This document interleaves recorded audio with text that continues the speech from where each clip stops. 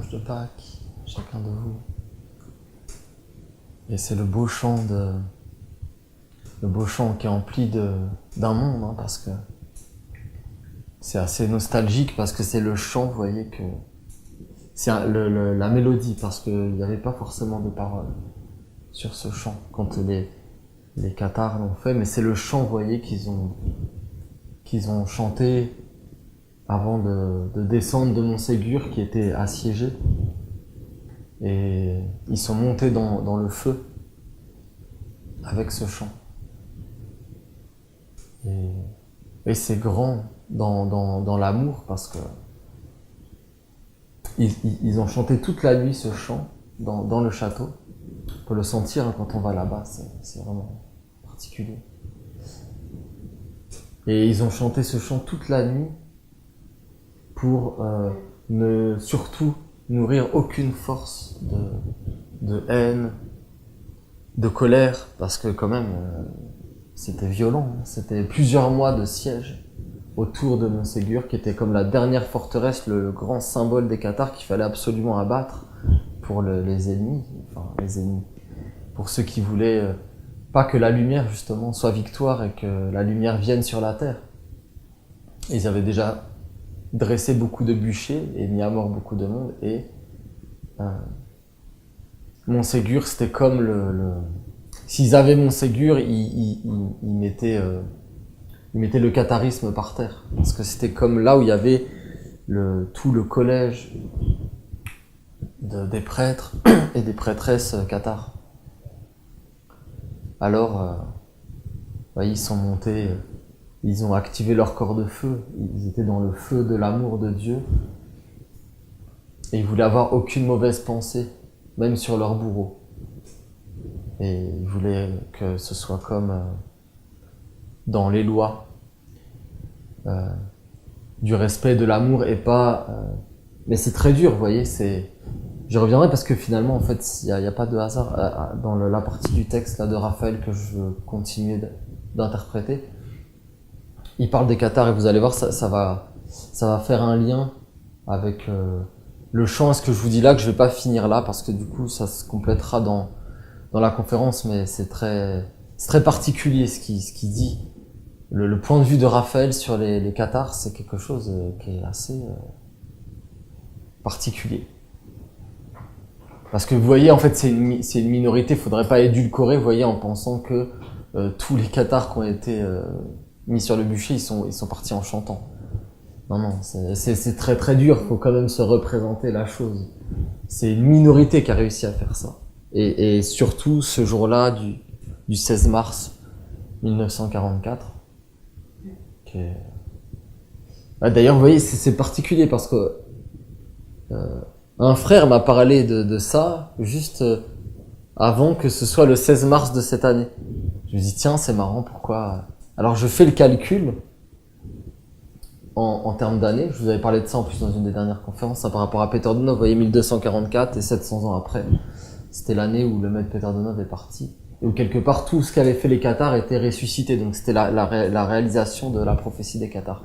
Mais là, un frère alors, personne, pour ainsi dire, me parle jamais de ça. Même moi, j'y pensais pas du tout. C'est pas forcément quelque chose que je commémore, moi, personnellement, chaque année. Mais là, c'est réapparu. Et en fin de compte, cette année, ça faisait 777 ans.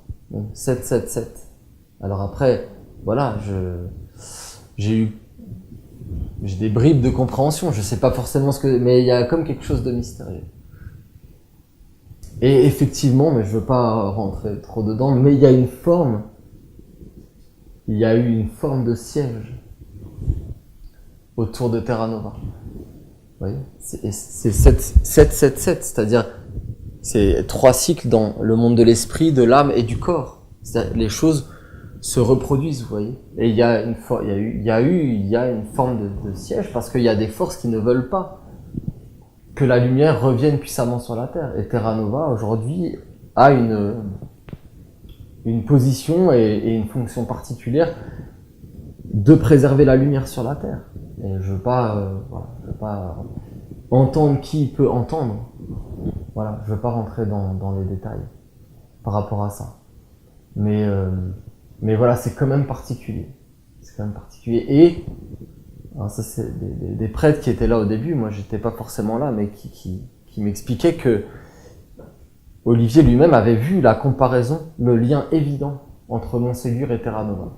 Que Terra Nova, d'une certaine manière, était le nouveau Montségur. Parce que vous voyez, à cette hauteur, c'est en hauteur, ça surplombe la vallée, c'est comme un monde sacré.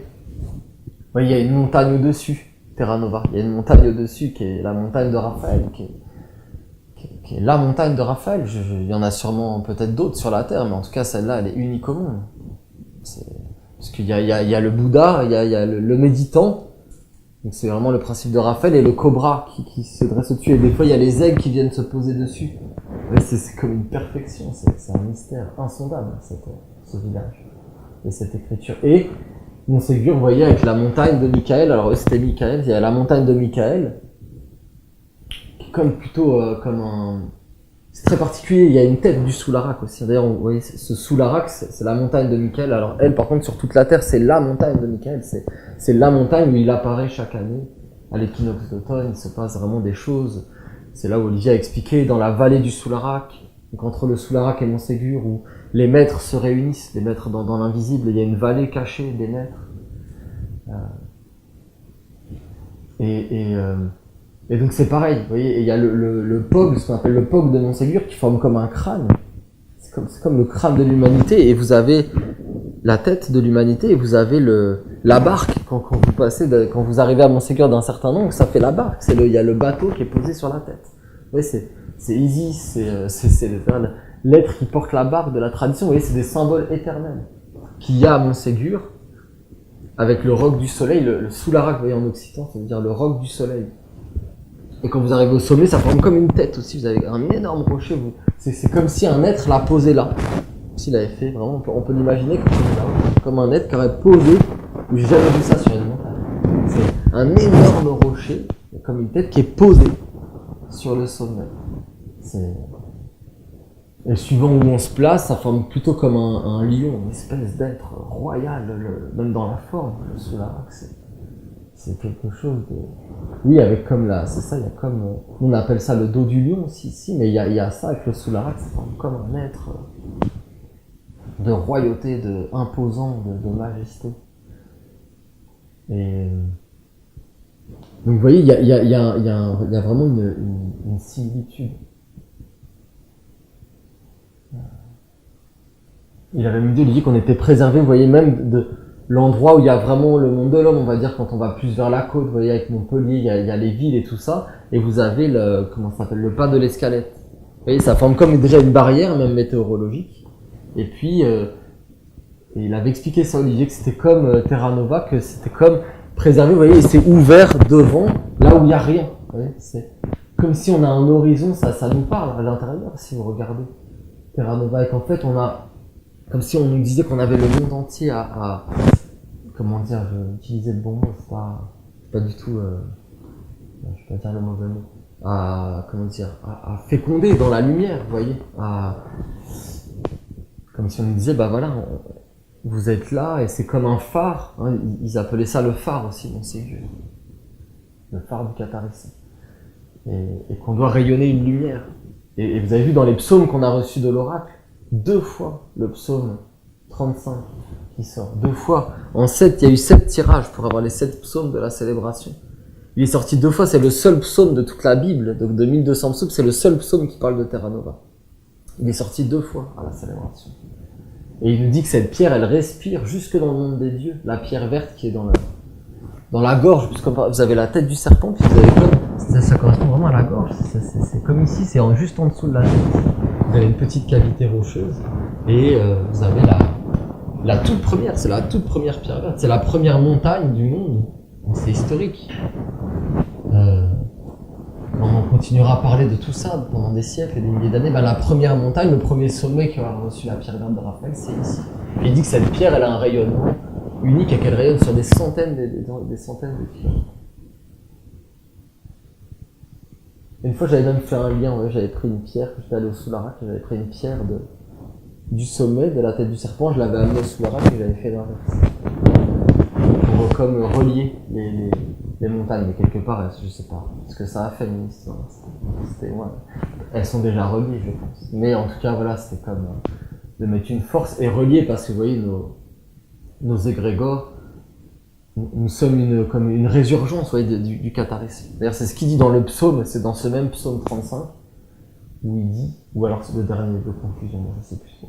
Mais il dit que, voilà, vous êtes une réincarnation, une nouvelle manifestation des Cathares et des Esséniens. Quand il parle des Esséniens, il parle des Esséniens de Palestine, de Judée, du temps de Jésus. Donc on est vraiment liés, vous voyez. Et on est 777 ans après. Ce siège, et en fin de compte, il y a comme un combat. Mais un combat qui doit se faire par la lumière. Nous, on combat personne, quelque part. On n'a pas d'ennemis, c'est pas notre philosophie. C'est notre Père qui nous dit plus de guerre. Donc on nourrit la lumière, mais il y a des forces d'opposition. C'est arrivé plusieurs fois déjà dans notre école. Plusieurs fois. Dans l'histoire de notre école, il y a eu des grosses attaques. Et il faut être là, il faut être présent, il faut le voir. Il ne faut pas rentrer en conflit. Voilà. D'ailleurs, il y a eu des perturbations. Il y en a qui se posent des questions. Mais écoutez, je ne vais pas rentrer là-dedans. Mais intéressez-vous, ceux qui posent des questions sur la célébration, posez les bonnes questions. Demandez-vous qu'est-ce qui a été appelé, qu'est-ce qui a été fait. Moi, c'est un peu ça que j'aimerais parler en introduction, pendant la célébration. Parce que oui, des perturbations, mais il y en a eu plein de fois. Il y en a eu en Espagne, même, en Olivier, des fois il a dû... il y avait des forces parmi les Esséniens, et voilà, on est des humains aussi, et puis voilà. Ça fait partie du jeu, entre guillemets, mais écoutez, c'est infime, cette perturbation qu'il y a eu. Puis s'il y en a qui veulent des renseignements, qui demandent, qui ne se contentent pas des rumeurs, qu'ils aillent, justement, qui demandent à ceux qui étaient présents, qui savent pourquoi ça s'est passé.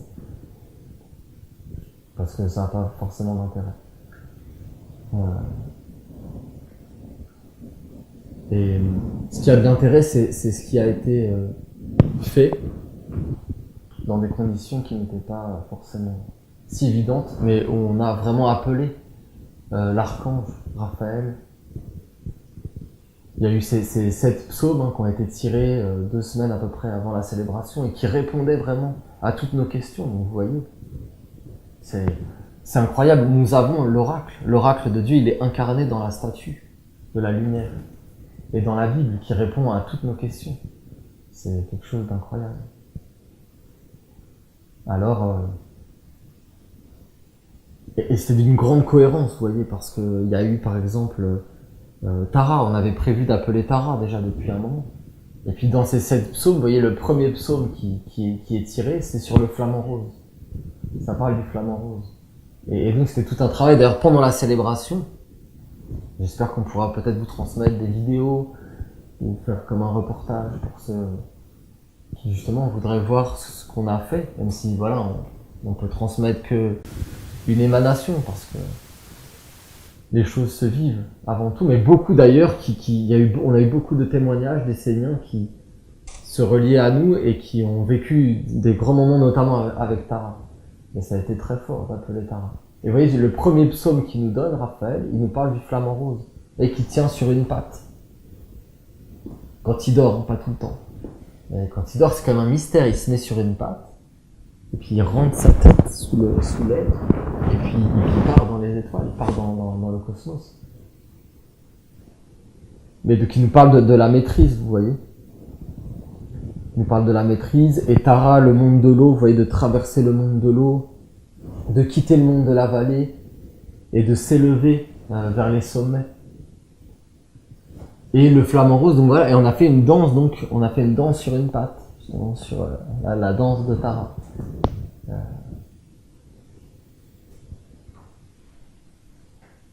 Et c'était magique. C'était magique.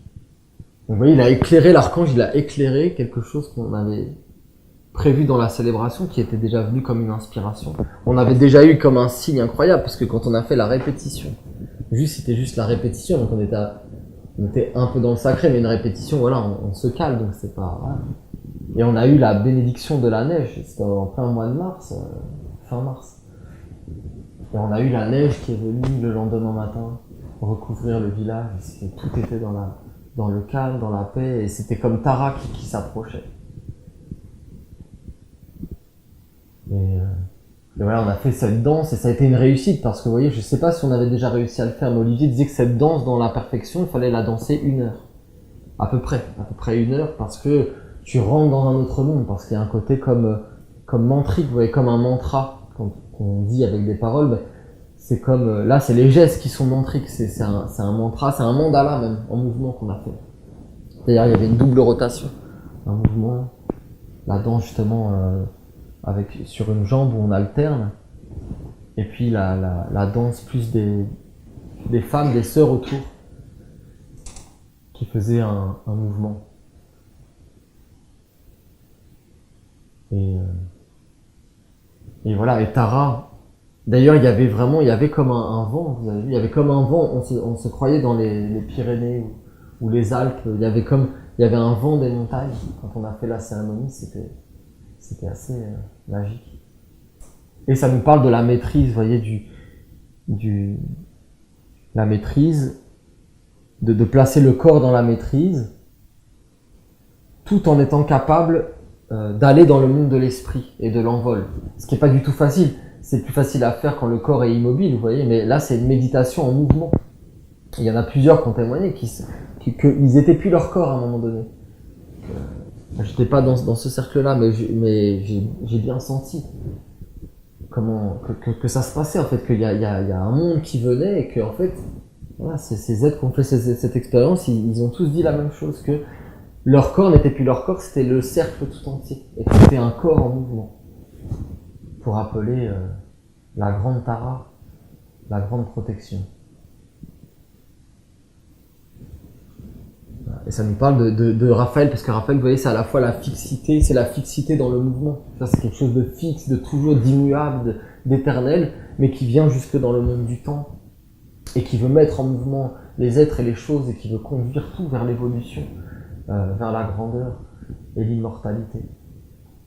Alors c'était vraiment, c'était un moment assez unique. Et vous voyez, hier j'étais en Camargue, et en fin de compte je vois, on passe à côté d'un lieu où il y avait plein de flamants roses. Et moi en fin de compte, voilà, j'ai accueilli comme vous le psaume, mais j'avais comme une idée du flamant rose, mais c'est une écriture sacrée en fait, c'est quelque chose, il faut rentrer dedans, et là d'être comme tout proche de lui, j'ai compris. On m'a montré le secret du flamant rose, mais c'est simple quelque part, parce que il est étonnant le flamant rose, vous voyez, en le regardant, je voyais que c'est le seul être dans l'eau. Vous voyez, il y a le cygne, il y a la mouette, il y a le canard qui va voguer comme une barque, c'est très beau, qui va voguer comme une barque sur l'eau. Mais lui, le flamant rose, il est unique parce que il reste fixe dans l'eau. Il a les pattes qui vont jusqu'au fond et il est debout dans l'eau. Et ça, il se fait pas balader, vous voyez, par les courants. Et vraiment, je regardais ça et c'était comme incroyable. Et c'est comme s'il reliait les 4 éléments. Vous voyez, les vivants dans les 4 éléments parce qu'il a les pattes lui posées au fond de l'eau. Il a la patte entière qui est comme une tige, hein, comme de nénuphar, vraiment, qui est une tige, qui est rose d'ailleurs, mais un rose magnifique. C'est magnifique le flamant rose, c'est vraiment un être. Là, j'étais encore plus émerveillé parce que vous voyez, l'archange nous avait parlé du flamant rose. Alors je regardais ça avec d'autres yeux. Vous voyez, un archange, il modifie ta perception. Après, quand tu regardes les choses, bah, tu les vois plus de la même manière. Et après, vous voyez, il a son corps avec le plumage qui sort de l'eau, donc qui est dans l'air. C'est comme le corps d'air, le côté de l'air. Et puis, il a le bec, vraiment, et la tête qui est comme unie au soleil, et qui est comme l'esprit. Alors ça me frappait parce que ils sont tout le temps en train ils rentrent la tête dans l'eau, avec une grande agilité, une grande souplesse. Et ça me parlait de l'esprit, vous voyez. En fait, il trouve pas toujours des choses, hein. Il cherche, mais peut-être il a une bonne pioche par jour, ou toutes les, je sais pas combien d'heures, j'en sais rien. Et ça me faisait penser à l'esprit. Vous voyez que quelque part, nous, c'est pareil. L'esprit, il est là. Je me dis, bon, vraiment, dans la vie de l'homme, vraiment, c'est un peu de l'humour, hein, mais parce que je regardais ça, c'est comme, même s'il y a de l'humour dans la nature. C'est-à-dire, il va chercher dans l'eau, et voilà, et c'est un peu comme, je transposais ça avec l'homme. l'esprit en nous, l'esprit divin qui est là, qui dit bon, il n'y a pas grand chose à grignoter là-dedans, dans la vie de l'homme, il n'y a pas grand chose, il plonge la tête, il dit bon, voilà, non. Voilà, bah non, il est encore dans ses trucs, là je peux rien prendre, il n'y a rien à prendre en fait, il y a vraiment pas grand chose dans la vie de l'homme. Et des fois, il trouve quelque chose, vous voyez. Et c'est comme nous, une expérience qu'on vivrait, une expérience sacrée ou une expérience d'âme, ou une clarté, une compréhension, une prise de conscience. Bah, vous voyez, c'est comme le flamant rose. Déjà ce mot, mais qu'est-ce qu'il est beau ce mot. Flamme, déjà il y a flamme dedans, et rose, ouais, le flamant rose. C'est même le mot, il m'émerveille. Et en fin de compte, vous voyez, l'esprit il cherche. Et en fait, quand on a une prise de conscience, ben c'est comme une nourriture pour l'esprit. Vous pouvez le sentir en nous, on est comme renforcé. Si on a eu une prise de conscience ou une révélation, une illumination intérieure, ou qu'on a fait un acte pur, un acte noble, ou quand on fait des cérémonies, quand on pose des choses dans la clarté, dans la lumière, ou qu'on fait un chant, et ben c'est une nourriture pour un monde en nous. Et on le sent puisqu'on est différent, on est transformé, on est plus le même que avant d'avoir fait l'acte ou avant d'avoir eu la prise de conscience. Donc vous voyez, c'est comme l'esprit en nous qui se nourrit, mais lui il a le temps. Et vraiment, moi ça m'émerveillait, c'est un temple de la méditation. D'ailleurs, il y en a pas beaucoup, hein, je pense, c'est vraiment, je sais pas si c'est endémique, si c'est propre à la Camargue. J'en ai jamais vu ailleurs. Mais alors, voilà, sûrement qu'il y en a ailleurs. J'ai pas fait de recherche. Mais en tout cas, c'était ce bassin, parce que vous voyez, il a besoin de conditions particulières. En plus, vraiment, il est exigeant, le flamant rose. Il va pas dans la mer, par exemple. Vous voyez, il a un bassin, et c'est son bassin, c'est le bassin du flamant rose. Attention, faut pas. Il y a que le flamant rose qui est là d'ailleurs. Hein. Les autres peuvent peut-être survoler, mais c'est le bassin du flamant rose. Et donc, et c'est un temple de la méditation. Vraiment, moi, ça m'émerveillait, je regardais ça. C'est un temple de la méditation. Il est là, il est patient, il plonge le bec une fois de temps en temps. Il regarde s'il y a quelque chose qui passe, s'il y a quelque chose à prendre, mais il est pas dans l'avidité, vous voyez, il est patient, c'est vraiment, il nous montre le monde de l'esprit relié à la matière. Il a les pattes qui sont fixes, posées, et quand il se déplace, c'est très long, c'est comme Tara en fait, maintenant ça y est, Tara elle est associée au flamant rose. Et ouais, j'allais faire une blague. C'est privé. mais voilà, vous voyez c'est ça, le flamant rose, il est vraiment particulier, et il nous montre les différents degrés en fait de l'homme. La reliance avec la terre, et que l'eau, vous voyez, c'est un monde à traverser. Il nous le montre vraiment parce que ses pattes, c'est vraiment comme, c'est des tiges, vraiment, mais ça fait penser vraiment à une fleur ou à un nénuphar, je sais pas. Mais c'est des tiges, c'est vraiment c'est très fin. Mais ça tient, c'est droit, ça a l'air solide en tout cas. Mais, voilà. Et en fait, et après, vous voyez, il y a mais l'eau, il le traverse, c'est comme nous, c'est tout ce qu'Olivier nous expliquait avec le nénuphar, que l'eau, c'est un monde à traverser, faut pas s'y attarder, faut pas rester dedans. Et après, il y a le plumage. Et puis, et après, il y a ce long cou. Vraiment, ça fait penser comme, vraiment à l'esprit, c'est l'être qui perce, il perce de nouveau un monde, il perce l'eau, et après, il rentre dans l'air, et c'est de nouveau comme si par son cou, il traverse un monde, et il est vraiment relié, c'est le monde de l'esprit. C'est toute une méditation. Alors voilà, il y a eu Tara, et puis il y a eu ce mystère aussi de Moïse. Si vous regardez dans les Écritures de ce qu'on a fait, il y a la montagne qui était vraiment présente. Donc la méditation, beaucoup, l'archange nous invite à la méditation. Et puis il y a la montagne qui est apparue avec Tara. Et après cette cérémonie qui est comme sortie de l'oubli, qui est comme sortie de nulle part, entre guillemets, de Moïse, qu'on a fait et qui a été une splendeur. C'était la première fois qu'on la faisait, vous imaginez. Donc c'était comme, peut-être que c'est le flamant rose qui nous a inspiré et qu'on a plongé la tête, justement, ah bah tiens, il y a une cérémonie qu'on n'avait pas vue. Et en fin de compte, elle est réapparue. Parce que voilà, oui, faut s'écouter en fait. On nous a montré, voilà, Moïse, Tara, et moi, quand j'ai eu quand on m'a montré, parce que voilà, Moïse, il est dans le culte de l'air, vous voyez, il est dans le travail du culte de l'air, donc moi, forcément, je me relie souvent à lui. Et vraiment, ça m'a montré qu'il fallait l'honorer. Mais moi, je pensais à une cérémonie, on met, comme on a souvent fait, avec le cadre, la représentation de l'homme-dieu, et on l'invoque, on fait le chant et la danse. Et là, on recherche dans les archives, hein, donc c'est vraiment comme c'est l'image du flamant rose. On va fouiller, entre guillemets, on cherche dans les archives qu'est-ce qu'on a déjà fait, vous voyez, dans le fait d'honorer Moïse. Et il y a cette cérémonie que Olivier nous avait transmise en 2009, hein, vous voyez, ça fait 12 ans. Et qu'on avait posé, c'était à Argelès. Et puis finalement, on l'a pas faite. Je sais plus pour quelle raison, mais on l'a pas faite. Après, on a demandé même au Québec, ils l'avaient jamais faite. Enfin, elle est vraiment passée aux oubliettes. Elle avait disparu. Et là, elle réapparaît, et en fin de compte, c'est déconcertant parce que on a honoré Tara, et on découvre cette cérémonie, et on voit que c'est l'incarnation du message de Tara, mais que Tara a donné 8 ans plus tard, en 2017. Cette cérémonie était donnée en 2009, et en fin de compte, la cérémonie de Moïse est l'incarnation de tout ce que Tara nous dit dans son message.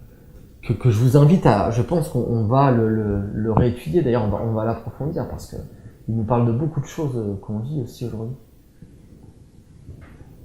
Et de choses qu'on n'a pas forcément comprises aussi. Et elle nous parle notamment, Tara, du principe de l'ascension.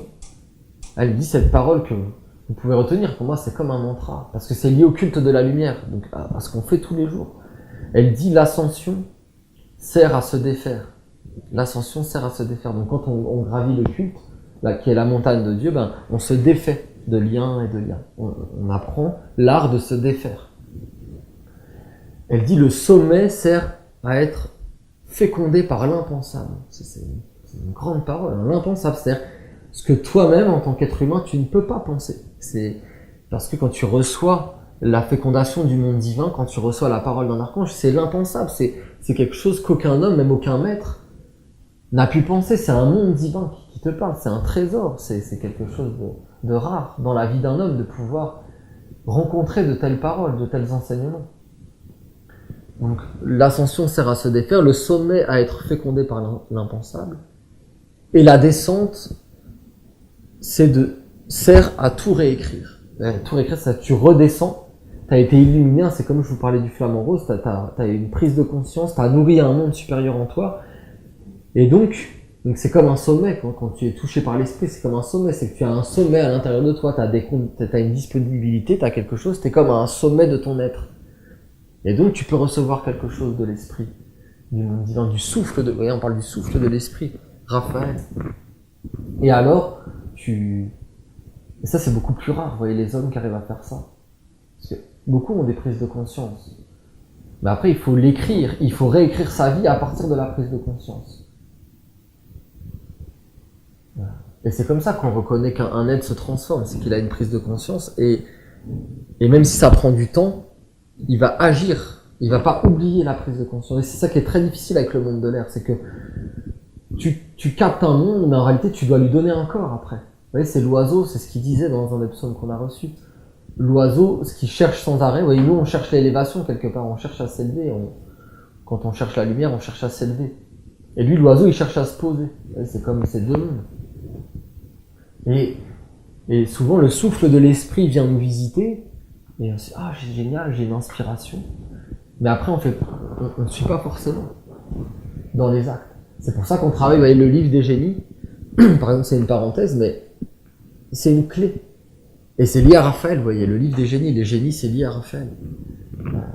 Parce que et ça veut dire, quand tu écris dans ton livre des génies, tu montres à des mondes que c'est important pour toi, l'invisible. Que c'est important pour toi, les mondes subtils. Et que si un monde te parle, ou que tu as vécu une expérience, et que tu l'écris, tu montres à des mondes invisibles que c'est important pour toi. Donc les mondes invisibles vont te parler encore plus. C'est logique, c'est donnant-donnant. C'est ça la vie, c'est donnant-donnant. C'est pas à sens unique. Et plus alors ça veut pas dire qu'il faut tout écrire, mais quand il y a des choses importantes, un rêve, une prise de conscience, une expérience, même une expérience en apparence négative, mais derrière laquelle après, comme le flamant rose, tu trouves quelque chose dans cette expérience et tu vois que cette expérience-là, c'était un messager en réalité, qui venait t'enseigner quelque chose. Et si tu l'écris, tu montres que c'est important pour toi et que tu veux prendre soin.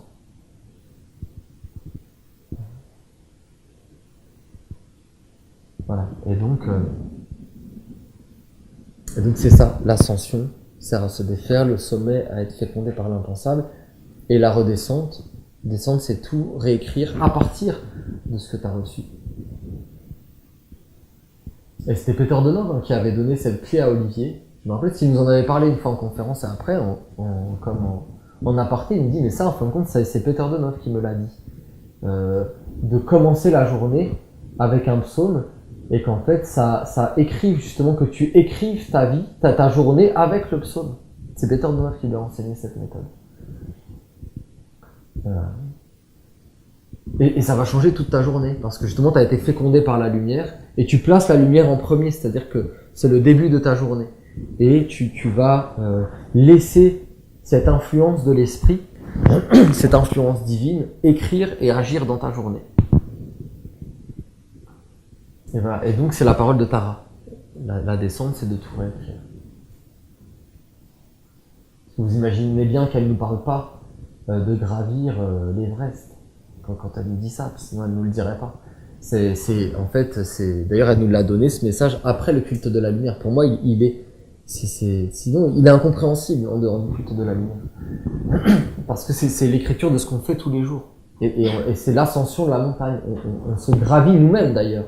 Vous pouvez le sentir si vous faites le culte de la bonne façon, en prenant le temps, en étant posé, en faisant les étapes correctement, en étant éveillé dans les mouvements, dans les paroles du culte. Eh bien, quand vous arrivez sur le tapis de prière, vous êtes réellement en sommet. Et réellement, le monde de l'homme, il peut se passer n'importe quoi dans le monde, ou même à côté de chez vous. Plus rien ne peut vous atteindre. Vous êtes dans le cercle de la lumière, sur le tapis de prière. Et il n'y a plus que Dieu qui existe. Et plus rien ne peut vous atteindre. C'est ça le culte. Si tu fais bien le culte, c'est cet état dans lequel tu es, quand tu es sur le tapis de prière.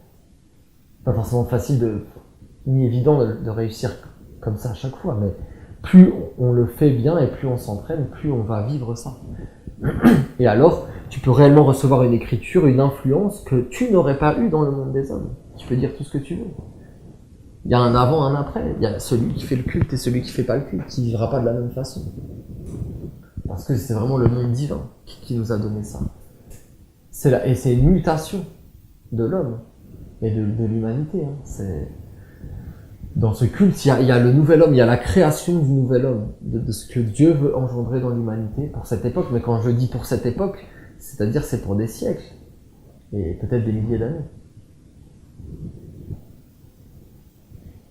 C'est les dernières paroles, j'espère qu'on pourra vous les transmettre à un moment donné, ou les retransmettre. C'est les dernières paroles qu'Olivier il a dit avant sa mort. Il a fait une réunion avec 2 prêtres et puis il a dit ces choses. Il a donné des orientations pour le futur d'ailleurs. Et puis il a parlé du culte d'une manière incroyable, comme ça. Il disait, j'utilise exprès les mots mutation, parce qu'il disait qu'en fait, vous voyez, il prenait l'exemple des chasseurs-cueilleurs. Vous savez, pendant toute une longue période, des centaines de milliers d'années, les humains, qu'on appelle primitifs, mais bon, c'est un peu... Quoiqu'à la base, ça veut dire primordiaux, vous voyez, c'est pas péjoratif. Ils vivaient de la chasse et de la cueillette, donc ils étaient tout le temps en mouvement, vous voyez, ils étaient des nomades.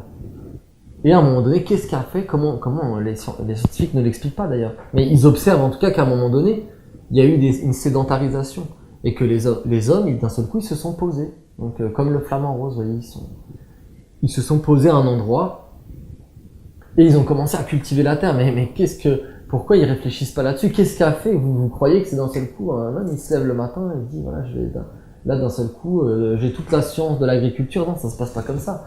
C'est petit à petit. C'est petit à petit. Mais en fin de compte, il expliquait que c'était un premier groupe. C'était un premier groupe d'êtres humains à un endroit précis qui a commencé à se poser et qui a commencé à cultiver la terre.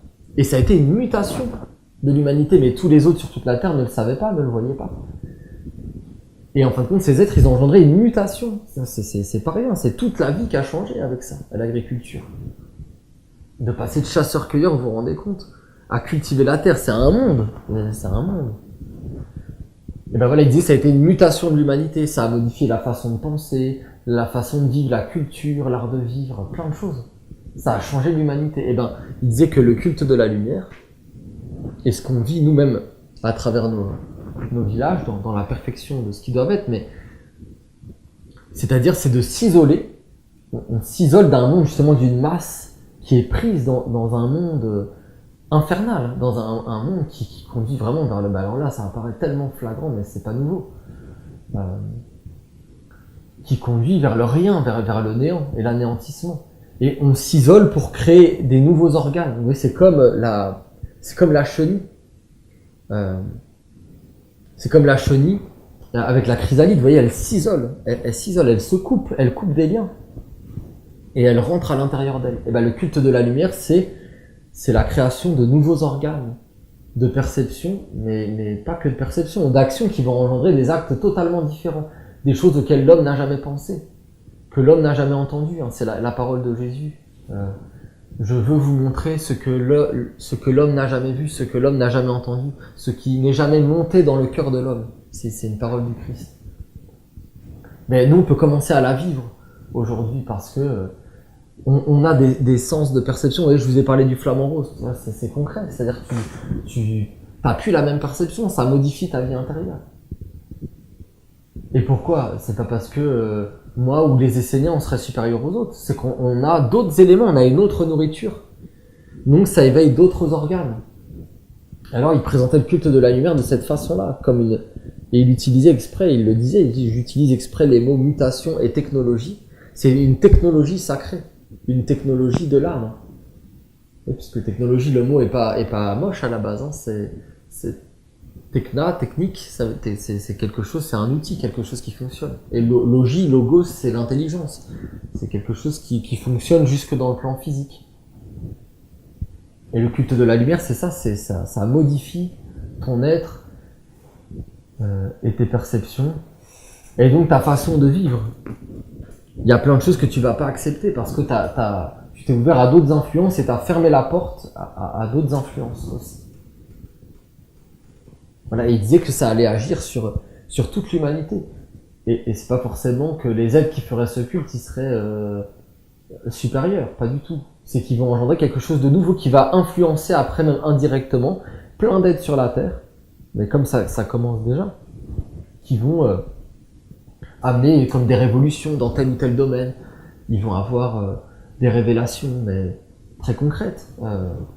Et ça va modifier le mode de vie des humains, comme les premiers agriculteurs ont modifié, et ça se fait sur des milliers d'années. Sur des milliers d'années pour que ça se répande. Voilà, et après les hommes ont commencé à bâtir, ouais, à construire, à bâtir des maisons, des civilisations, etc. Mais ça commence toujours par un petit groupe d'individus, ça a toujours été comme ça. L'Égypte, faut pas croire, l'Égypte, vous voyez ce qu'on voit de l'Égypte ou dans nos livres d'histoire, mais l'Égypte à la base, il y avait rien, il y avait pas du tout tous ces temples, tout ça, c'est des êtres qui se sont unis et qui ont célébré les mystères de l'esprit. Et au début, ils devaient sûrement avoir comme nous des petites cabanes, hein, des petits temples, ils n'avaient pas tout ça. Ils n'avaient pas tout ce qu'il y a eu après en Égypte. Et ils ont commencé à poser, à faire apparaître un monde.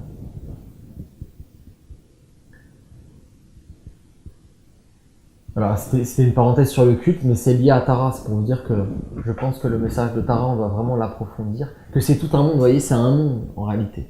C'est un monde qui s'est approché. Il y a même une sœur qui me disait, elle a fait un rêve avec Tara, et ça continue en fin de compte, et si on l'alimente, c'est tout un monde qui peut descendre et nous guider. D'ailleurs, Tara nous dit des choses précises dans son message, pour lesquelles, pour moi, je pense, on est passé vraiment à côté. Mais c'est normal, on a tellement reçu, vous imaginez, Olivier, il avait tellement une mission de poser les choses qu'il n'avait pas le temps de s'arrêter. C'est nous maintenant qui devons justement, comme des sédentaires, on doit poser les choses comme des agriculteurs. On ne doit plus forcément aller à la chasse ou à la cueillette du nouveau. Il n'y a pas besoin de chercher du nouveau. On a reçu des trésors pour des siècles et des siècles. Qu'est-ce que vous voulez de plus? Il faut rentrer dedans maintenant, c'est ce qu'elle nous dit, Tara. Elle nous dit juste une seule chose. Elle nous parle de l'enseignement de Raphaël, parce que, oui, il y a un contexte pour un message, toujours. Et ben, elle nous donne ce message dans la continuité, je ne sais pas si vous vous rappelez, de l'enseignement sur les 15 commandements. et la colonne vertébrale, et elle parle de mettre des gardiens, elle dit, vous ne connaissez pas cette science, elle ne fait que commencer à s'approcher de vous.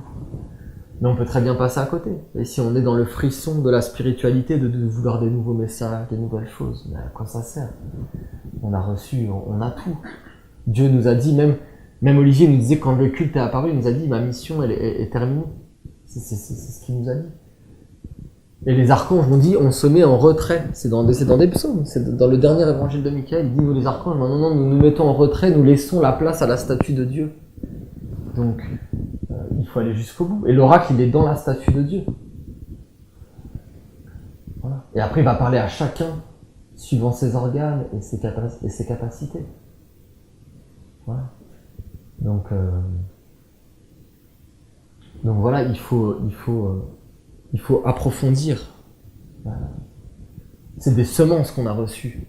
Olivier, ça a été peut-être un des plus grands semeurs de l'histoire. Il a semé comme c'est pas possible. C'était vraiment le marchand de sable. Enfin, c'est le marchand de sable, là,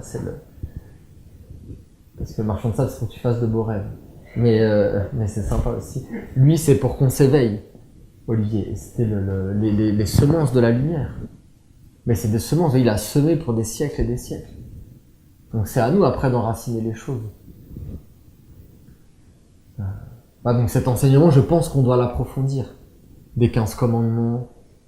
En tout cas, puisqu'on ouvre, je vous ai parlé il y a quelques semaines de l'école, des écoles des archanges. Là, on est dans l'école de Raphaël, donc ce serait bien si on arrivait à approfondir des enseignements, des choses qu'il nous a données. Et qu'on a fait qu'effleurer. Il y a des arcanas, des 15 commandements, il y a un chant, et il y a une science, surtout il y a une cérémonie, moi que j'aimerais refaire, parce qu'on l'a fait une fois, mais c'était une cérémonie grandiose, les 15 commandements, avec la colonne vertébrale, et c'était de réécrire l'homme, justement. Donc c'est tout l'enseignement de Tara, en fait, elle est venue pour éclairer cet enseignement. Elle le dit d'ailleurs dès le début de son message. Donc, voilà. Il y a des mondes qui sont en attente, qu'attendent qu'on approfondisse, qu'on pose les choses pour les faire fleurir. Donc voilà, et il y a cette cérémonie de Moïse qui nous a montré, qui nous parlait du chemin des 6 lunes. Au moment où justement on allait ouvrir le chemin, il y avait 2 frères qui s'engageaient dans les 6 lunes. On le savait avant que même il y ait cette cérémonie. Et cette cérémonie quelque part apparaît comme aussi une ouverture et une consécration pour les frères et les sœurs qui entrent sur le chemin des 6 lunes. Et là, alors il y a les 10 questions avec le gardien, mais c'était grandiose, cette cérémonie était grandiose. D'ailleurs, pour ceux qui veulent s'intéresser aux perturbations qu'il y a eu parce qu'il y en a eu effectivement. Mais voilà, on a laissé passer, on a décalé la cérémonie. On l'a faite le soir et en fin de compte, il y a eu la pluie.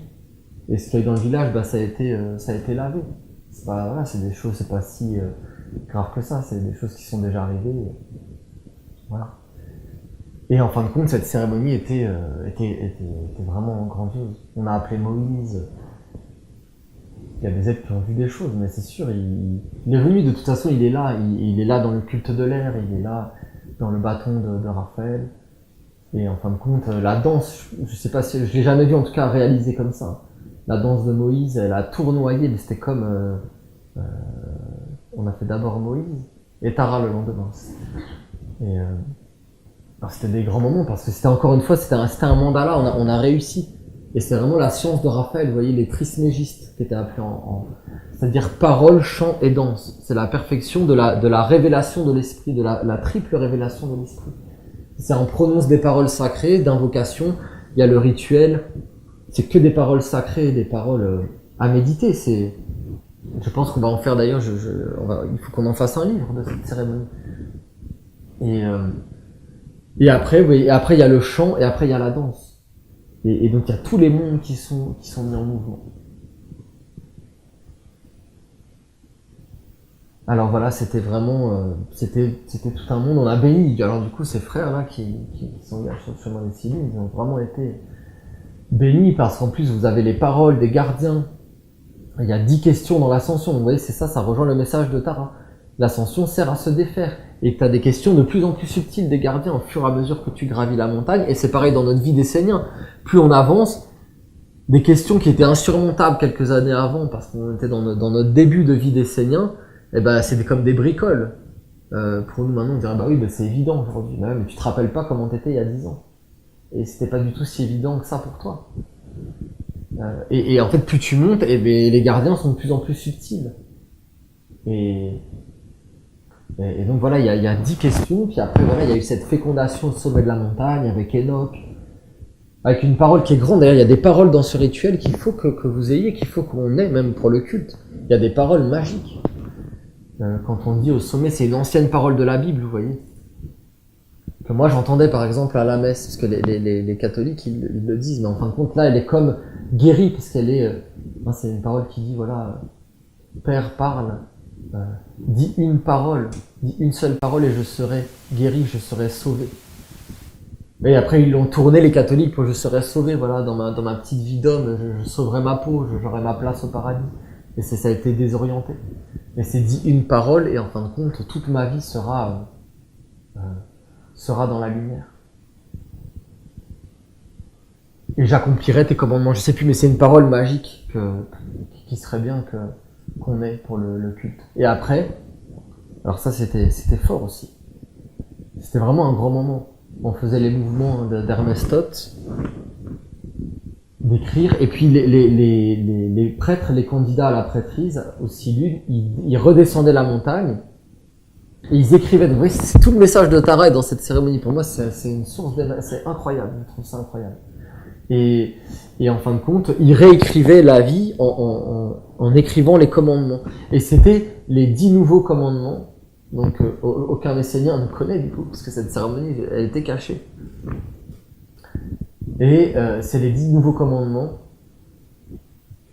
Alors, ils sont pas directement forcément rattachés aux 10 commandements de Moïse, mais ils sont 10 commandements, vous voyez, à l'affirmatif. C'est-à-dire qu'au lieu de dire tu ne tueras pas, tu ne voleras pas, tu ne porteras pas de faux témoignages, hein, c'est tous les commandements de Moïse, qui ont un double sens, hein, qui ont un sens vraiment ésotérique. Hein. Ce qu'on a reçu, ce que les hommes ont retenu des 10 commandements de Moïse, ils en ont fait le code pénal d'ailleurs, hein, parce que ça a influencé la civilisation. Eh bien, ça n'a rien à voir, c'est un ésotérisme très très profond. Qu'Olivier a ressuscité dans ce livre que je vous ai, qui est une splendeur, peut-être un des plus beaux livres qu'Olivier a écrit, le livre Secret des essais, où il révèle tout l'enseignement caché, l'initiation secrète de Moïse, exactement qu'est-ce qu'il a vécu, qu'est-ce qui s'est passé sur le Sinaï, quel est le sens des 10 commandements, le sens caché, ésotérique.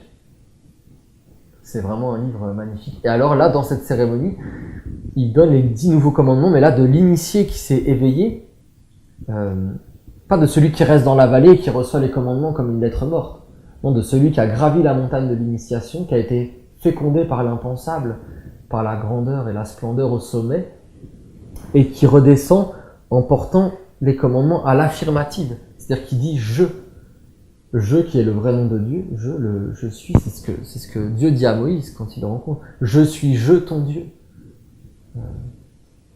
Donc ton être véritable, vous voyez, après on en a fait un Dieu des monothéistes et tout ça, mais c'était son jeu qui lui parlait, le jeu divin, l'être de Dieu en lui. Mais on doit tous aller vers la révélation de notre je suis, de l'être je de Dieu en nous, qui va nous dire à chacun de nous, à toi, à moi, des choses différentes, qui va nous dire ce qu'on doit être nous. Quel est notre Dieu à nous dans cette vie, c'est-à-dire notre mission d'âme. Et Dieu donc dit à Moïse, je suis je ton Dieu, qui te délivre de l'esclavage et de la maison de servitude. Et eux, ils ont dit la belle affaire, ils ont dit c'est l'Égypte.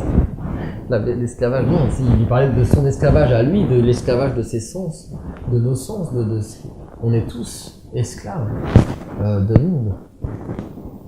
Et la maison de servitude, c'est notre corps, qui peut être aussi le temple du Saint-Esprit, mais on est enchaîné à des mondes. Et donc il faut gravir notre propre montagne pour être délivré de l'esclavage, être fécondé par l'impensable, par la lumière de Dieu, et après descendre en réécrivant notre vie et notre destinée. Alors je ne me rappelle pas comme ça les commandements, mais je célébrerai tous les jours la manifestation du Père. Donc vous voyez, le culte de la lumière, ces commandements, il faudrait les éclairer. Il y en a un qui est sublime sur la Ménorah, j'honorerai, je bénirai, je sais plus comment c'est, tous mes frères et sœurs dans les 7 règnes de la Ménorah. Donc ça éclaire tout l'enseignement de Moïse. Et le dernier que j'ai trouvé très fort, parce que c'était en plus le psaume de conclusion qu'on a reçu de l'archange Raphaël. Le psaume 83, il est grandiose ce psaume, le psaume qu'on a reçu en conclusion.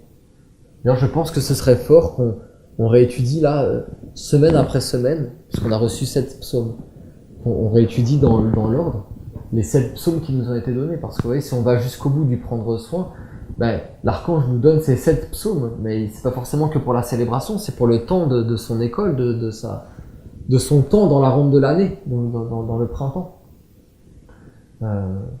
Donc ce serait fort qu'on les réétudie. Le premier, donc c'est le psaume 100, donc sur le flamant rose et la marguerite. Il parle vraiment de symboles. C'est vraiment un psaume méditatif. Alors voilà, et le dernier psaume, c'était le psaume 83, où il bénissait vraiment tout le travail. D'ailleurs, c'était très fort quand on a fait la conclusion de la célébration, où il dit, il a été tiré, vous vous rendez compte, en 7e, donc c'était le psaume de conclusion, déjà 2 semaines avant. Donc tout le travail était en préparation, mais c'était comme déjà écrit. Il dit, voilà, je me tiens au milieu de vous dans le temple, dans l'alliance, selon la promesse de l'alliance, et tant que vous honorerez l'alliance, que vous célébrerez les mystères, que vous serez dans l'alliance, alors je viendrai selon la promesse des âges. C'est un psaume magnifique. Et il parle beaucoup de l'oiseau et de l'arbre, justement, et de la stabilité. Et vous voyez, le 10e commandement, dans les 10 nouveaux commandements, qu'Olivier nous a... Donc il a ressuscité, c'est des nouveaux commandements pour notre époque, donc ça, il faut qu'on les médite. Et c'est, le dernier, c'est je serai stable dans la vie. L'aboutissement. L'aboutissement, c'est d'offrir la stabilité, c'est d'être stable, mais pas que pour soi, c'est d'offrir la stabilité à un monde divin, comme l'oiseau qui attend, qui veut un arbre solide. Même quand tu gravis, moi souvent j'ai médité là-dessus, tu gravis des endroits, des montagnes, et puis tu t'appuies en réalité, tu fais ça si t'es éveillé, tu testes les branches. Combien de fois j'ai fait ça, et t'as intérêt de tester, parce que des fois la branche tu tires, elle se casse. Vous voyez, et le monde divin, et nous on va dire, ah c'est terrible, j'ai une épreuve dans la vie. En fait c'est juste le monde divin qui a testé ta branche. Il a regardé si c'était résistant. Et donc toi, dans ta vie, ça correspond, ça se manifeste comme une épreuve. Tu te dis, ah mais c'est injuste et tout ça. Mais en fait, c'est le monde divin qui est en train de te tester. Il teste si c'est solide. Ah oui. Une fois, Olivier, ça m'avait marqué. Hein. Alors là, c'était une autre image encore. Hein. Olivier, c'était plus cash. Il dit, voilà, le monde divin, c'est comme ça. Voilà. Il est au-dessus, puis il met des coups de pied sur les épaules. Hein. Il est au-dessus, puis il regarde. Ça tient. Est-ce que ça tient vraiment? Et il appuie comme ça. Ça m'avait parlé, ce mot-là. Et nous, c'est-à-dire, quand on vit ça, c'est des épreuves dans la vie. Et le monde divin teste notre résistance, oui, notre résistance. Notre consistance aussi, c'est des mots très importants. La consistance, la résistance. Est-ce que face à l'épreuve, tu vas vaciller et tu vas t'en remettre au premier qui te dit ce que tu dois faire ou comment tu dois te comporter? Ou est-ce que tu trouves la source et l'intelligence à l'intérieur de toi? Le culte de la lumière peut beaucoup aider dans ce sens-là. Avec l'oracle, de demander l'oracle, et voilà, on est vraiment guidé. Alors voilà, le dernier, c'était ça, je serai stable dans la vie. C'est quelque chose, hein, c'est une méditation en soi, parce que ça veut dire que pour le monde divin, c'est l'aboutissement, vous voyez. Et en Égypte, un initié, c'était un mantra des Égyptiens. Il devait dire à un moment donné, c'est un mantra vraiment de l'Égypte, qu'Olivier nous transmettait dans la prêtrise. Je suis stable, fils de stable, conçu et engendré dans le royaume de la stabilité. Ça vient d'Égypte. Vous voyez, c'était la stabilité, la colonne. Tu devais être une colonne dans le temple de Dieu. Et la colonne, vous voyez, l'édifice qui est au-dessus, il a intérêt, il teste, hein, justement. Si la colonne, elle tient.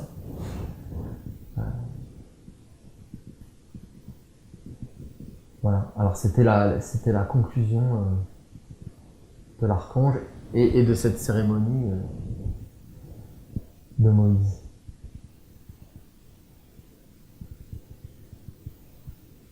Bah, écoutez, j'avais prévu peut-être demain matin du coup, parce que bon bah là c'était comme aussi un retour sur la célébration et de méditer, d'approfondir, je voulais continuer l'interprétation du texte de Raphaël.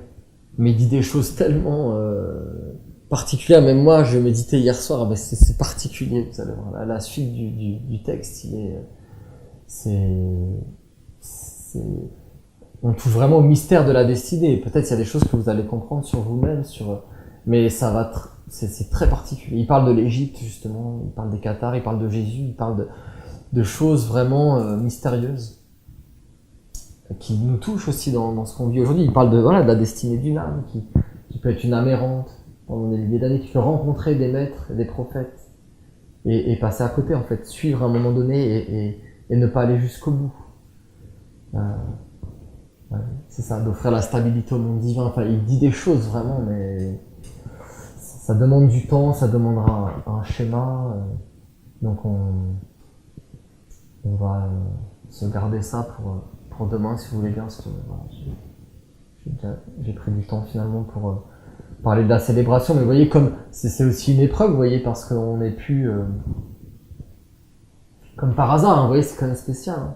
Au moment où le maître part, on peut plus se réunir physiquement. C'était déjà quelques mois avant son départ, mais vous voyez, ça augmente quelque part l'épreuve, parce que on peut plus se réunir tous ensemble. Donc voilà, je prends le temps aussi de dire ces paroles pour tous ceux qui veulent continuer le chemin, parce que voilà, il y a comme plusieurs chemins, vous voyez, qui s'ouvrent après la mort d'un maître. De toute façon, ça a toujours été comme ça. Hein. Il y a plusieurs courants qui apparaissent. Voilà. Ivanov disait, par exemple, moi c'était un truc que je me disais, c'est incroyable, le maître Peter Donov, parce qu'Olivier avait dit ça, il avait 40 000 disciples à sa mort, et après je tombe sur un texte d'Ivanov, alors il envoie promener ça, c'est-à-dire qu'il dit, non mais ça veut rien dire du tout, il dit à ses disciples, ah oui, il y avait 40 000 disciples, c'était pas du tout des disciples, il y avait 40 000 suiveurs, et preneurs, c'est-à-dire qu'ils prenaient l'enseignement, qui faisaient leur saut. C'est après qu'on amenait la paneurythmie, vous voyez, comme une gymnastique, comme un yoga, qui faisait tout ce qu'il voulait. En fait, c'était le freestyle, hein, comme on dit. Chacun partait, prenait, il disait c'était pas du tout 40 000 disciples. Il disait des disciples de Peter Donov, il y en avait très peu. Mais officiellement, dans les chiffres, voilà, il y avait 40 000 qui suivaient l'enseignement, vous voyez, du maître Peter Donov. Mais entre suivre, vous voyez, et comprendre l'enseignement de l'intérieur, le vivre, se dépasser, travailler sur soi pour le mettre au monde, pour l'approfondir. Vous voyez, c'est comme aussi après Ivanov, vous allez faire une chose, après Ivanov, vous en avez un, alors ça c'était quand même fort. Ivanov d'ailleurs qui était pas forcément dans une clarté absolue à ce niveau-là, hein, mais qui condamnait la cigarette, hein, et ceux qui fumaient. C'était quand même assez fort, mais bon, il était comme ça à ce niveau-là, en tout cas. Et après sa mort, vous avez eu un médium, donc un Chanel, une sorte de soi-disant oracle, hein, voilà, qui captait les messages du maître Ivanov, et il fumait. Il fumait. Bah, là, pourquoi pas, je veux dire, c'était l'antithèse de ce que disait Ivanov. Et en fin de compte, et plein de disciples l'ont embarqué, on suivait, parce que c'était incroyable, il donnait des messages du maître Ivanov. Et donc, c'était merveilleux, c'était incroyable. Alors que le type en question n'avait jamais suivi Ivanov. Hein. Il sortait de nulle part. Donc voilà, c'est comme ça. C'est un temps de l'épreuve, mais pour ceux qui s'engagent, qui veulent vraiment rester fidèles à l'origine, à la source, alors c'est que le début. C'est comme c'est tout ce qui nous a donné Olivier quelque part. C'est à nous maintenant d'entrer dedans. Et plus on va rentrer dedans, plus on va comprendre ce qu'Olivier nous disait quand il nous enseignait et qu'on ne comprenait pas forcément. Parce que peut-être aussi on se raccrochait trop à lui. Il nous le disait souvent. Et donc maintenant, voilà, on doit se poser justement. On doit se poser sur ce qu'il nous a donné, sur ce qu'il nous a transmis. On doit s'en faire un corps. Et approfondir. Hein, vous voyez, je vais finir avec ça. Dans les derniers psaumes de la Bible, il est clairement dit, c'est surtout dans le dernier évangile de Michael, il est clairement dit, l'étape maintenant est de... Et c'est ça la vraie vision du nouveau. Le nouveau, c'est pas d'avoir des choses nouvelles, on a tout reçu pour des siècles et des siècles. Je suis même pas sûr que là, on fera un travail entre nous, je suis même pas sûr qu'on a intégré le premier psaume de chaque archange. On pourrait faire ce travail-là, on serait surpris. Donc c'est d'approfondir, et dans le dernier évangile, surtout de Michael, il me semble, il dit ça maintenant, nous les archanges, nous nous retirons. Nous avons tout donné, nous nous retirons, nous laissons la place à la statue de la lumière qui, elle, vous enseignera de l'intérieur. Et il disait maintenant, le travail à faire, c'est de vivifier. Et il le dit clairement, il dit les psaumes que vous avez reçus, c'est ça. Les psaumes dans leur forme extérieure, c'est rien, c'est peut-être 5%, 10% de ce qu'il y a derrière le psaume. Et il disait maintenant, vous devez entrer dans la vivification des psaumes. Et c'est là qu'il parlait du chant de vie. Que faire apparaître le chant de vie, c'était faire vivre ce qu'il y avait dans les psaumes. Et donc on est passé à côté. On a reçu la forme, on a reçu la lettre, animée par l'esprit, bien sûr, mais c'est à nous après de faire vivre les choses, de les vivifier, pour vivre avec réellement. Voilà. Et donc c'est ça l'étape du chant de vie. Et pareil avec nos cérémonies, vous voyez, on a une cérémonie qui date de 12 ans, et on la découvre, et comme des enfants. Et on rentre dedans et on s'émerveille. Mais même celles qu'on a déjà faites en réalité. Tout, on doit. Et c'est ça le nouveau, c'est de faire jaillir le cachet des choses. Parce que c'est comme si on avait effleuré les choses finalement. Olivier était tellement dans le don, mais même lui, il pouvait pas, il pouvait pas approfondir. Il recevait, c'était les chutes du Niagara, comme il nous disait souvent. Et nous, on n'a pas pris conscience, je pense, qu'on pensait dans notre ignorance qu'il nous parlait à nous. Non, il ne parlait pas à nous. Il parlait à nous, à nos âmes, mais il parlait à des millions d'êtres à travers nous. Il parlait pour des siècles et des siècles. Il ne nous demandait pas forcément de tout, de tout ingurgiter, de tout avaler comme ça. Il posait les choses pour le futur. Et nous, on servait comme de matière, mais c'est pas un péjoratif, mais de corps, en tout cas pour que le monde divin, à travers son envoyé, puisse nous parler. Mais c'est pas vraiment ça, je vous dis, c'est parler à la terre et à l'humanité et à des millions et des millions d'âmes. D'ailleurs, c'est ce qu'il va dire à un moment donné, il parle de Jésus, l'archange, il dit, voilà, Jésus, il y avait très peu d'êtres autour de lui, et il a libéré des âmes, des milliers, des millions d'âmes dans l'au-delà. Il parlait à des êtres dans l'au-delà, il parlait à des âmes qui étaient désincarnées, il parlait à des êtres qui étaient à l'autre bout du monde, chez les Amérindiens. Il disait ça, qu'il y avait des Amérindiens en Amérique qui comprenaient mieux le Christ que ceux qui étaient tout près de lui, qui étaient juste à côté. En même temps, des initiés qui étaient à l'autre bout du monde, et ils recevaient l'enseignement du Christ. Vous voyez, ça nous dépasse. Ça nous dépasse, mais maintenant, il faut comprendre, en fait, les choses. Pourtant, elles nous ont été dites. C'est écrit dans la Bible. C'est écrit, voilà, ne cherchez pas à avoir des nouveaux messages des archanges. En gros, si je traduis, c'est ça qu'ils nous disent. Tout a été donné. Tout. Donc, maintenant, entrer dans le champ de vie, de faire apparaître les choses, le cacher. Alors, bien sûr, c'est moins facile, hein. Il faut approfondir, c'est des efforts. Il n'y a pas juste à rester comme ça et dire les choses la bouche ouverte. Il faut approfondir, et ça demande du travail. C'est du travail. Mais c'est le mantra d'Olivier que j'adore. C'est vraiment un mantra, c'est un mantra, un commandement d'Olivier Manitar. Hein. Plus c'est facile, plus c'est difficile.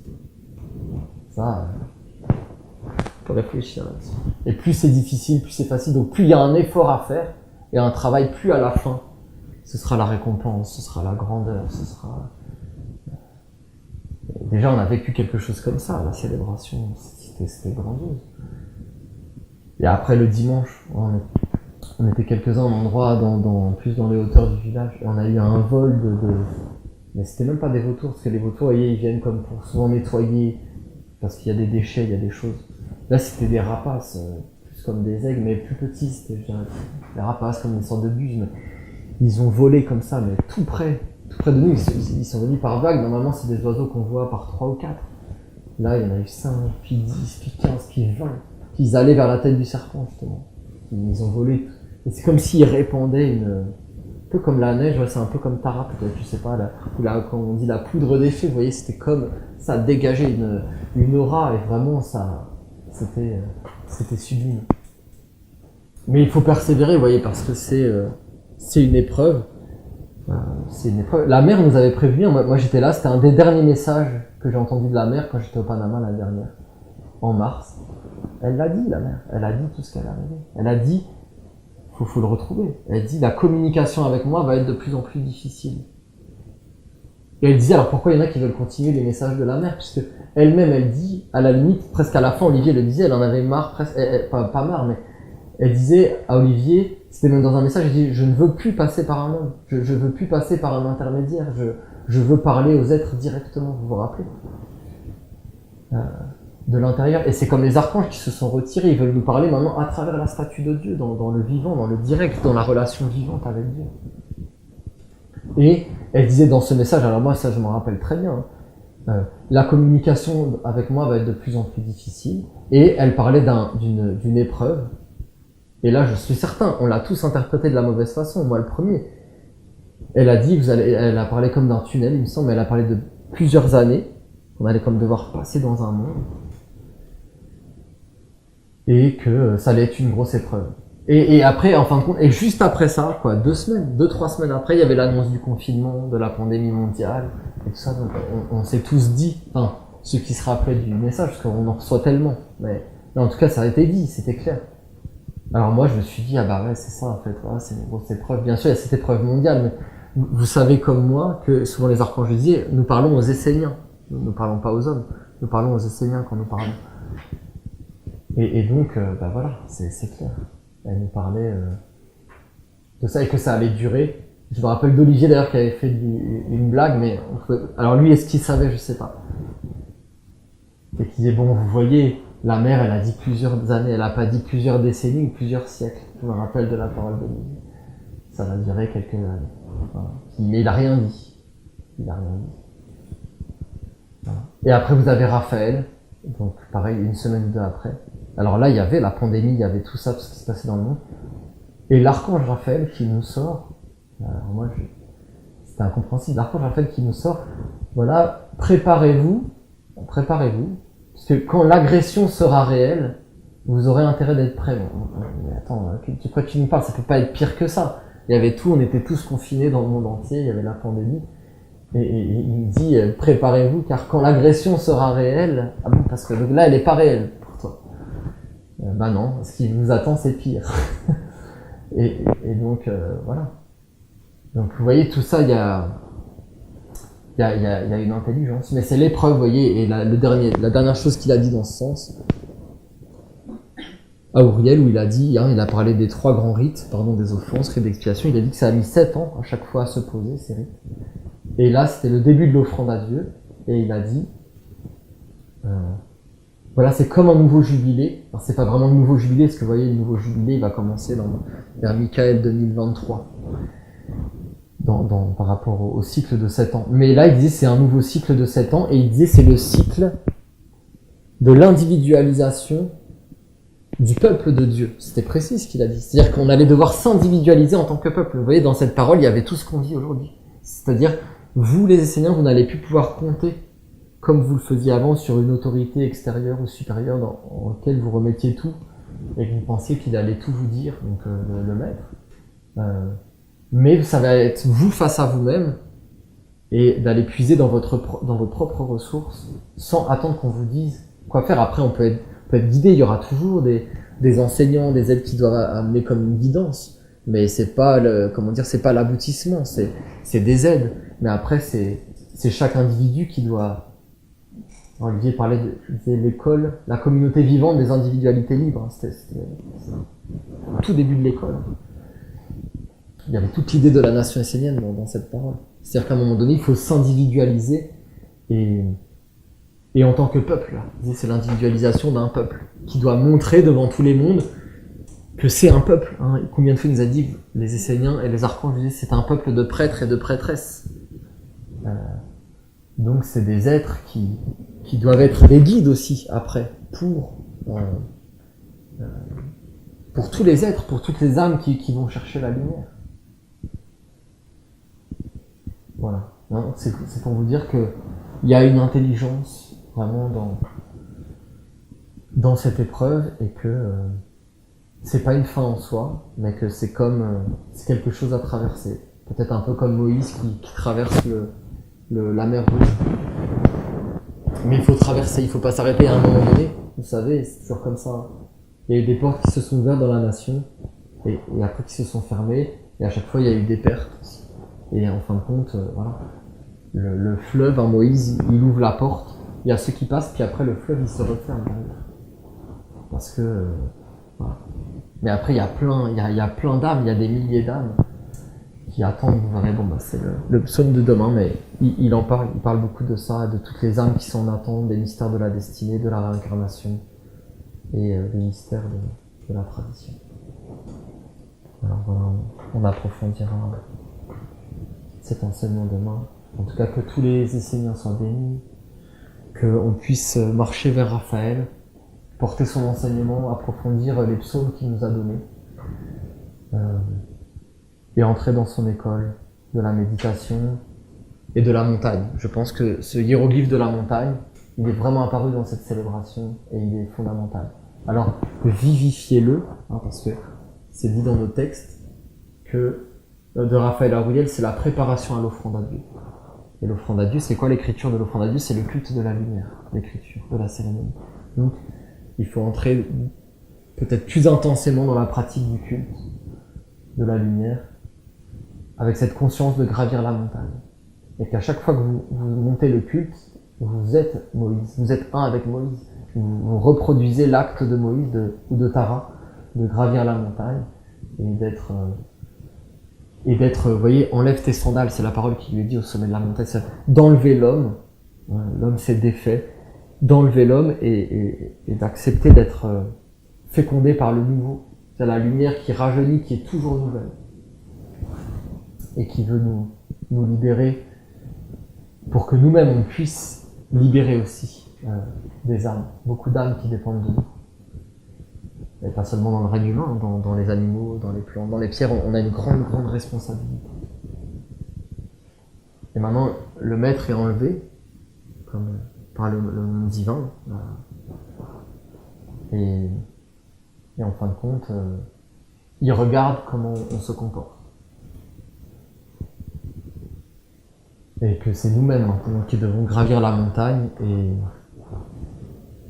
ils veulent voir si on est responsable et si on va jusqu'au bout de notre responsabilité puisqu'on a été consacré parent de Dieu, vous vous rendez compte.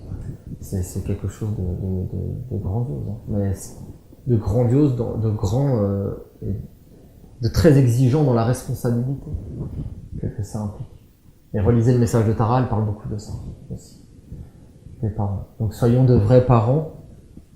Et le nouveau-né de Dieu, c'est la statue, c'est l'être de Dieu qui vient dans la statue, qui est notre arche d'alliance, et qui...